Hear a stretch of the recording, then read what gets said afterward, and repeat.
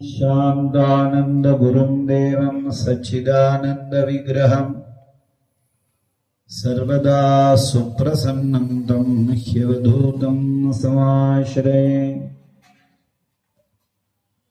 भास्वन्मण्डलमध्यगां निजशिरच्छिन्नं विकीर्णालकम् स्फारास्यां प्रबिभत्कलास्वरुधिरं वामे करे बिभ्रतीं याभासक्तरति स्मरो परिगतां सख्यो निजेडागिनीं वर्णिन्यो परिदृश्यमोदगलितां श्रीचिन्नमस्तां भजे।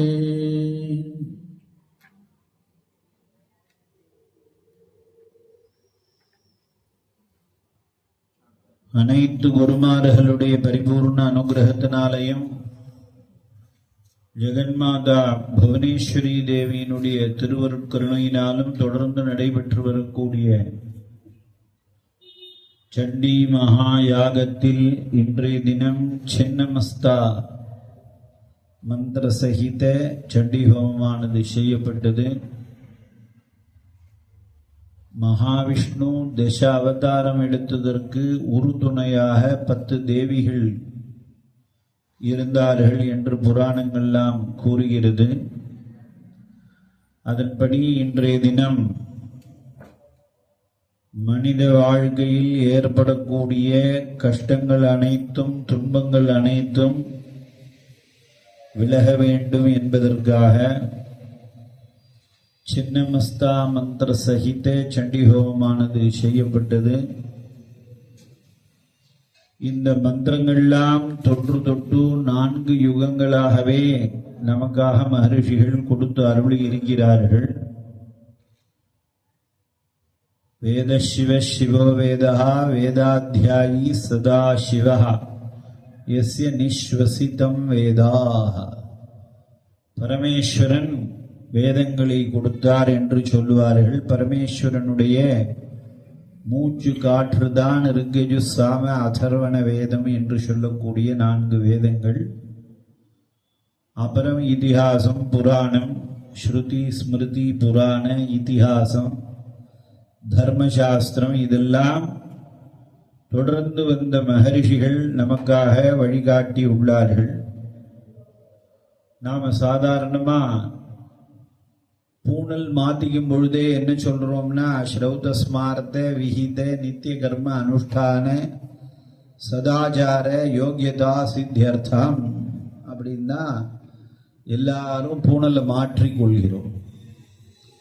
அப்ப நம்மளுடைய வாழ்க்கையானது தொடர்ந்து பார்த்தோமேயானால் வேதத்தையும் சாஸ்திரத்தையும் ஸ்மிருதிகளையும் புராணங்களையும் சுத்தியே அமைத்து கொடுத்து உள்ளார்கள் நமது வாழ்க்கையை. அப்படி 18 புராணங்களிலே மார்க்கண்டேய புராணம் என்று சொல்லக்கூடிய புராணத்தில் இந்த தேவி மகாத்மியம் என்று சொல்லக்கூடிய 700 மாபெரும் மருந்துகளாக நமக்கு ரிஷிகள் கொடுத்துள்ளார்கள். இதை பாராயணமாகவும் செய்யலாம், மௌனமா ஜெபமாகவும் செய்யலாம், ஹோமமாகவும் செய்யலாம் என்றெல்லாம் விதித்து இருக்கிறார்கள். இதை ஒருவன் இடைவிடாது பாராயணம் செய்து கொண்டு வந்தானேயானால் இந்த அவனுடைய சரீரமே ஞான சரீரமாக மாறிவிடும். அதற்கப்புறமா இது 3 வேத துல்லியமாக 700 மந்திரங்கள் அமைந்திருக்கிறது. 4வது வேதமாக செய்யக்கூடிய பூஜா காரியங்கள்லாம் அமைத்திருக்கிறார்கள் ரிஷிகள். அப்படி நாம் இதை இடைவிடாமல் பாராயணம் செய்து வந்தோமேயானால் நமது சரீரம் ஞான சரீரமாக மாறி 3 வேதங்களும் நமக்கு கண்களாக மாறி நல்ல உயர்ந்ததான நல்ல சுகமான ஆனந்தமாக பேரு நிலை என்று சொல்லக்கூடிய வீடு பேரு என்று சொல்லுவார்கள். மோட்சமானது சித்திக்கும் அப்படின்னு பரமேஸ்வரன் சொல்லி, விசுத்த ஞான தேகாய திரிவேதி திவ்ய சக்ஷுஷே ஸ்ரேய பிராப்தி நிமித்தாய நம சோமார்த்தாரிணேன்னு எப்படி வேதம் படித்தவர்கள்லாம் சிவன் என்று போற்றுகிறோமோ, அதே மாதிரி இந்த தெய்வீ மகாத்மியத்தை இடைவிடாது பாராயணம் செய்பவர்களும் சிவனுக்கு துல்லியமாக ஆகிவிடுகிறார்கள் என்று சொல்கிறார்.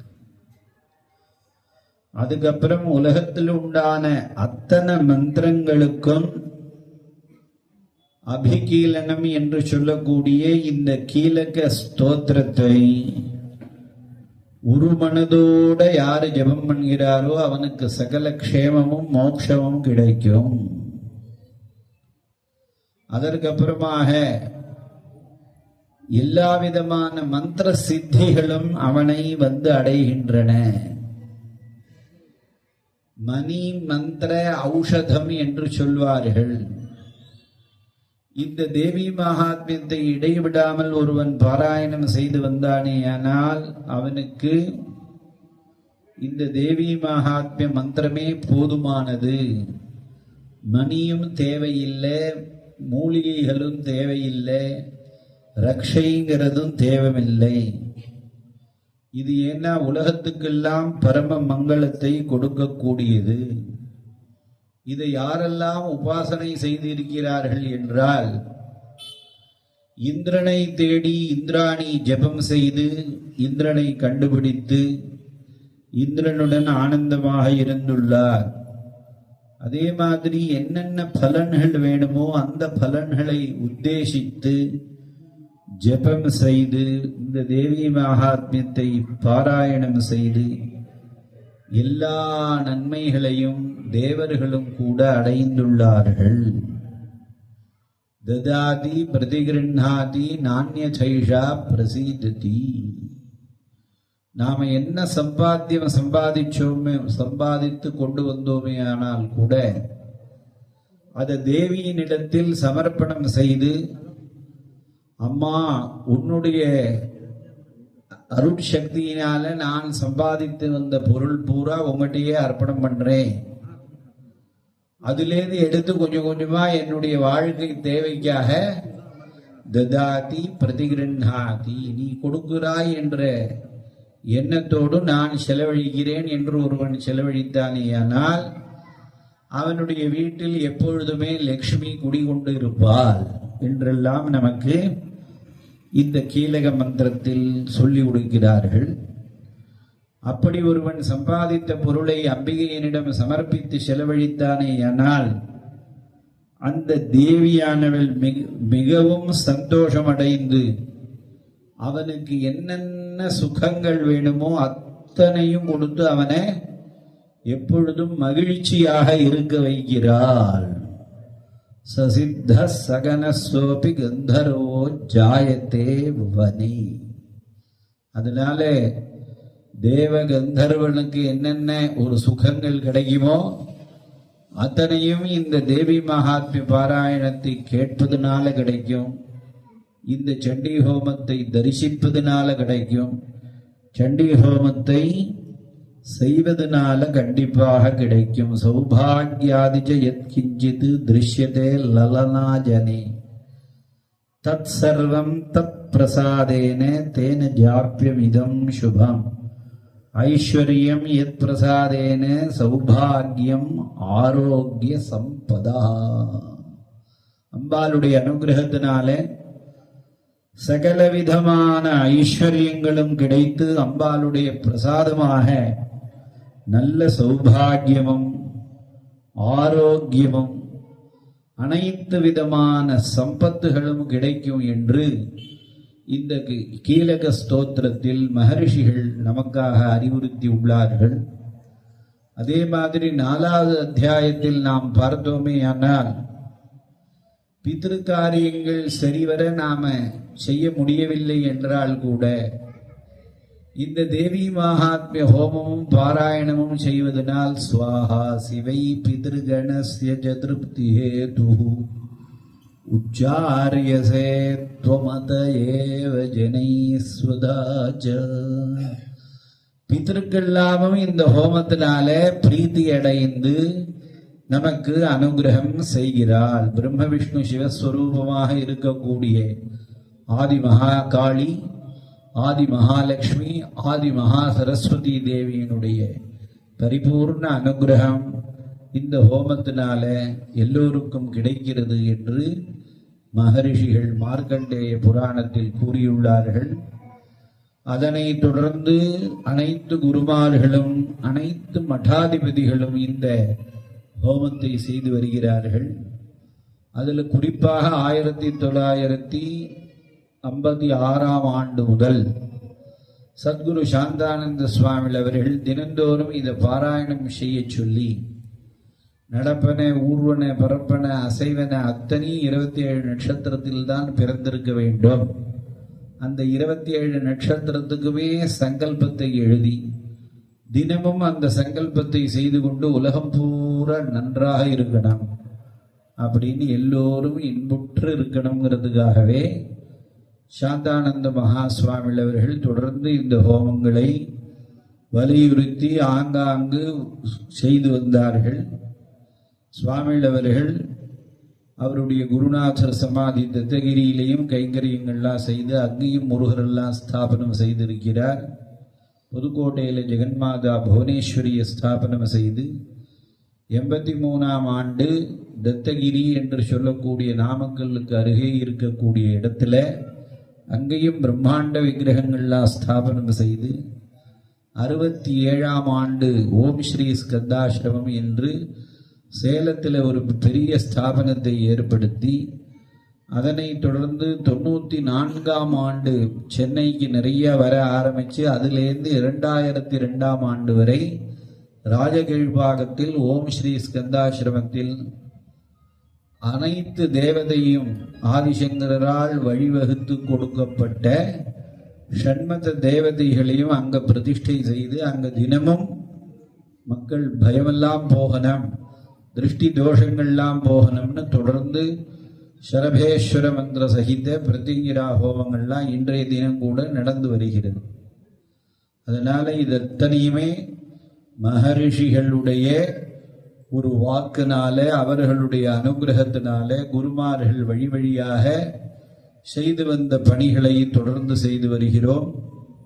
இப்பொழுது ஜெகன்மாதா புதுக்கோட்டை ஜெகன்மாதா புவனேஸ்வரி பீഠத்தில் ஜட்ஜி சுவாமிகள் அதிஷ்டானம் என்று போற்றப்படும் அந்த இடத்துல 13,100 சதுரடி கருங்கல்லாக திருப்பணி வேலையானது 90% வேலை பூர்த்தி அடைந்துள்ளது.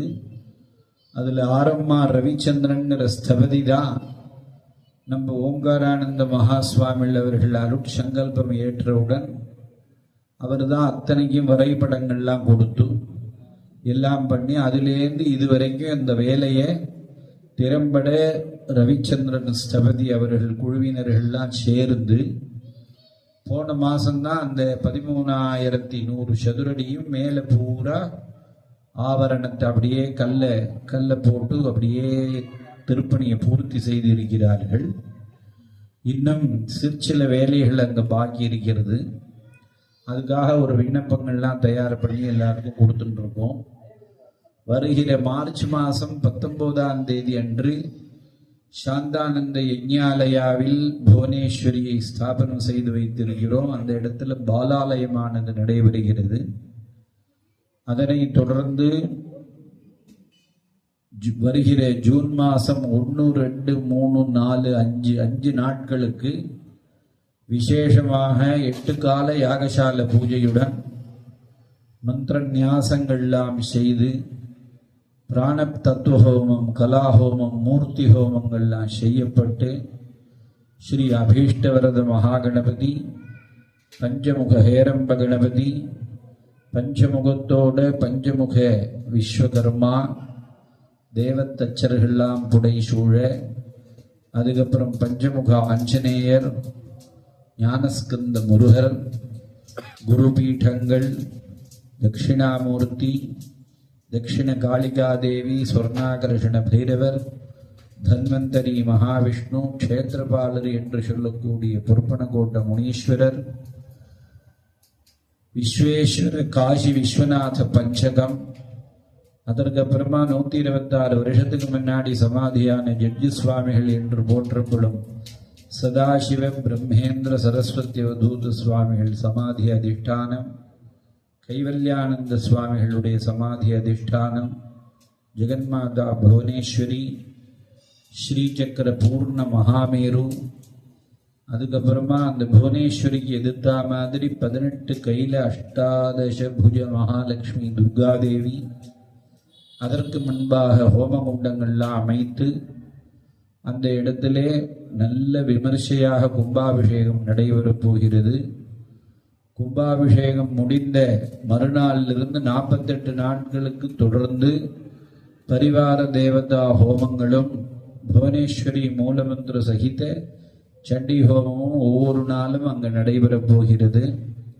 இது அத்தனை பணிகளும் நடைபெற்று அனைத்துலகமும் நலம் பெற வேண்டும் என்பதற்காக அந்த திருப்பணியை ஓம்காரானந்த மகா சுவாமிகள் சங்கல்பம் செய்து அதை எப்படியெல்லாம் செய்ய வேண்டும் என்று அதற்குரிய ஒரு வழியையும் எங்களுக்கெல்லாம் சொல்லிக் கொடுத்து இருக்கிறார்கள். அதன்படி செய்து வருகிறோம். மக்கள் சக்தி மகேசன் சக்தி என்பார்கள். இது பூர்த்த தர்மம். ஒருவரால் எத்தனை பணம் இருந்தாலும் ஒரு கோயில் கட்டக்கூடாதுன்னே சாஸ்திர விதி இருக்கு. அதனால எல்லாரும் சேர்ந்து தான் அந்த தேவாலய திருப்பணியை செய்ய வேண்டும். அதே மாதிரி ஜெகன்மாதா புவனேஸ்வரிக்கு அஷ்டபந்தன மருந்து சாற்றி அது அப்படியே தங்கத்தில் மேலே அதுக்கு அந்த அஷ்டபந்தனத்துக்கு மேலே ஸ்வர்ண பந்தனம் பண்ணுறோம். ஸ்வர்ண பந்தனத்தில் நாங்கள் இப்போ அதுக்கு 1300 கிராம் தேவைப்படுறது. 5 கலசங்களுக்கு தங்க ரேக்கு கொடுக்குறோம். அதில் இப்போ இந்த 300 தங்க கலசங்கள் ரேக்கு ரெடி ஆயாச்சு. மகாகணபதி, ஞானஸ்கந்த முருகர், ஜட்ஜி சுவாமிகள் குருநாதர்களுக்கும் தங்க ரேக்கு கொடுத்தாச்சு. அதே மாதிரி இந்த ஸ்வர்ண பந்தனத்துக்கு 3 பக்கம் நாங்கள் செஞ்சு முடிச்சாச்சு வேலையை. இன்னும் ஒரு பக்கத்துக்கு மாத்திரம் பாக்கி இருக்கு. அதே மாதிரி ஜெகன்மாதா புவனேஸ்வரிக்கும் அஷ்டாதச புஜ மகாலட்சுமி துர்காதேவிக்கும் தங்க ரேக்கில் கலசம் வைக்கிறோம், மேலே சிகர கலசம்.